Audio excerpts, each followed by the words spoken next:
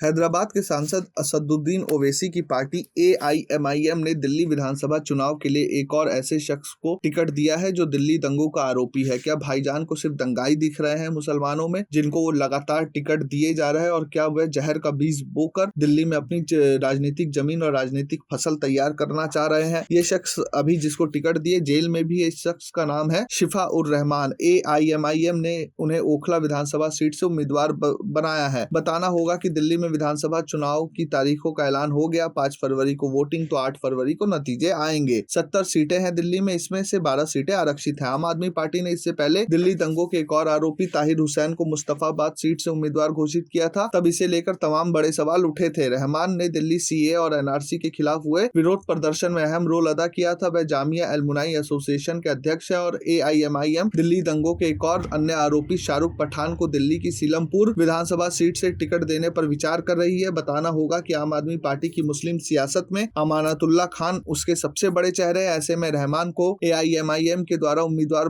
बनाने की वजह से अमानतुल्लाह खान की मुश्किलें बढ़ सकती हैं। दिल्ली में साल 2020 में दंगे हुए थे और दंगों से सबसे ज्यादा प्रभावित उत्तर पूर्वी दिल्ली का इलाका रहा था। इस इलाके में आने वाली 10 विधानसभा सीटों पर चुनाव में मुस्लिम आबादी का अहम रोल था। दिल्ली एआईएमआईएम के दिल्ली इकाई के अध्यक्ष शोएब जमई ने एक अखबार को बताया कि उनकी पार्टी राजधानी में 10 से 12 सीटों पर चुनाव लड़ने की तैयारी कर रही है, जहां पर मुस्लिम आबादी अच्छी संख्या में है। उन्होंने बताया कि उत्तर पूर्वी दिल्ली का इलाका पार्टी की प्राथमिकता में है। दिल्ली में मुख्य चुनावी मुकाबला आम आदमी पार्टी और बीजेपी और कांग्रेस के बीच है, लेकिन कई छोटे दल भी सियासी अखाड़े में जोर आजमाइश करने के लिए तैयार हैं। ऐसे दलों में एआईएमआईएम के अलावा मायावती की बहुजन समाज पार्टी का नाम शामिल है। इसके अलावा बिहार के मुख्यमंत्री नीतीश कुमार की पार्टी जनता दल यूनाइटेड भी कुछ सीटों पर चुनाव लड़ने जा रही है। लेकिन दर्शकों, समझने की जरूरत यह है कि आखिर किस तरह की राजनीति एआईएमआईएम के मुखिया कर रहे हैं, असदुद्दीन ओवैसी कर रहे हैं। क्या वह जहर का बीज बोकर, या ऐसे क्या उन्हें साफ सुथरे मुस्लिम कैंडिडेट नहीं मिल पा रहे हैं, या सिर्फ वो सिंपैथी वोट लेने की कोशिश कर रहे हैं? Bureau report प्रजाहित।